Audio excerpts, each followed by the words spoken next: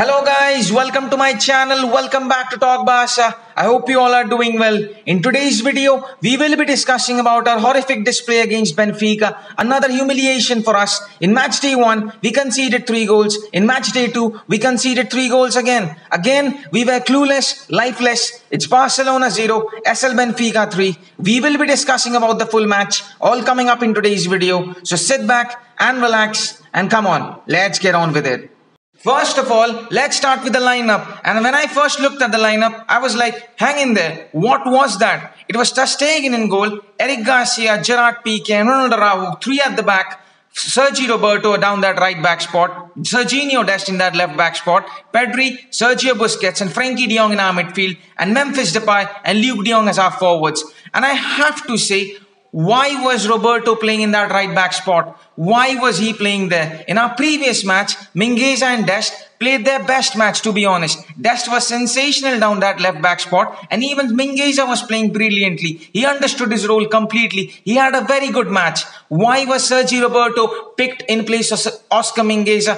Big questions needs to be asked from Koeman. Then there was Luke de Jong. Once again, in a big match like this, you get only 1 or 2 chances like that. Well, he missed the chances. He got 1 chance in around 17 minutes. He couldn't take it. He got another chance, but he couldn't take it. Once again, how many touches did he had? 5, 6, 7, max to max 10 touches once again. And the Koeman's reluctance on using him continuously, I don't understand why. I have to say, previous season, the 3 at the back formation usually worked because we had a player like Lionel Messi who can create. We all know about his quality. There is no denying that. And then you have as forward like Ousmane Dembele who can make those forwards run, who can make those in-behind runs in the defense. Well, this time you have Memphis Depay and Luke de Jong. Memphis Depay was all over the pitch. He was trying to do everything. He was down that left-hand side. He was in the central. He was in the midfield. He was everywhere. But who was up top to convert those chances? Luke de Jong doesn't have any pace. He has no skill. He has nothing in his ball. All he can do is score goals, sometimes from aerial. And other than that, what does he provide? I don't know. Then the Piqué substitution. His substitution, I understand. His substitution was a reason to protect our game. He was already booked and his substitution was done in order to conserve it. But in his place, the only player who could have held his head high was Frenkie de Jong. He was playing brilliantly up till 26 minutes. He was the one trying to make those passes. He was the one attacking. He had 1 or 2 clear-cut chances. And he was so unselfish. He provided 1 or 2 chances. He laid it on a plate for the other players, but the players couldn't convert those chances. Koeman decides, okay, why not? Let's put him at the 3 at the back formation. Let's play him as the third centre-back. Why change his place? Why change his place from the formation? When he's playing so good in such a place, let him play there. Why change him?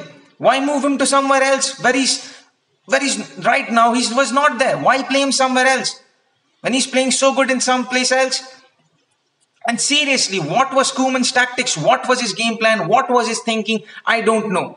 Once again, Koeman is going to come out and he's going to say, well, we don't have any players, we have injured players, we have this, we don't have this, we don't have that. Again, excuses after excuses. Then he's going to say the performance needs to be considered. Against Bayern Munich, we did this, we did that. What he wants to say is, congratulations, wow, we conceded just 3 goals. Wow, we didn't concede 5, 6 goals once again. And seriously, I think Koeman's time at Football Club Barcelona as a manager is over. His time is over. He needs to go. He needs to be sacked. Respect to him, to whatever he has done as a player. He provided us with the first Champions League trophy. He is a legend of our club as a player. But as a manager, I think it's time to go. It's his time. It's high time now. Because continuously making such mistakes, which is going to cost us. Because if he is the manager of our club, and if he keeps on playing, and if he keeps on using the tactics like he did against Benfica, I have to say, we will be playing Europa League in the few weeks' time. Even we might be kicked off from the group stages. And it would be another big humiliation from a club like Football Club Barcelona. The name should be enough for us. It's Football Club Barcelona. We have to remember the name. We have a quality squad to beat teams like this. I'm not saying we have a quality squad to win the Champions League or to win the La Liga, but at least we have a squad to at least compete, to at least fight. In our today's match, we looked completely clueless. We looked lifeless. It was a horrific display by us. Attacking wise, we had nothing. In our midfield, it was non-existent. Defensively, we were all over the place. And in around 54 minutes, I don't know what was Ter Stegen thinking. It was because of our luck we didn't concede there. But it wasn't enough. In the hour mark, Koeman made changes, but then it was back-to-back goals. One goal coming from inside the box, the other it was a handball from Serginho Dest, and we conceded. Even at the end of the match, Eric Garcia got sent off. Things went from bad to worse for us. Now the biggest question will be, if Koeman gets sacked, which I think it should be happening now. It's high time, it's enough. Enough is enough for us now. Koeman needs to go, and the biggest question will be who replaces him. Roberto Martinez, Xavi Hernandez, or do we stick with someone like Jordi Cruyff for the rest of the season as an interim manager?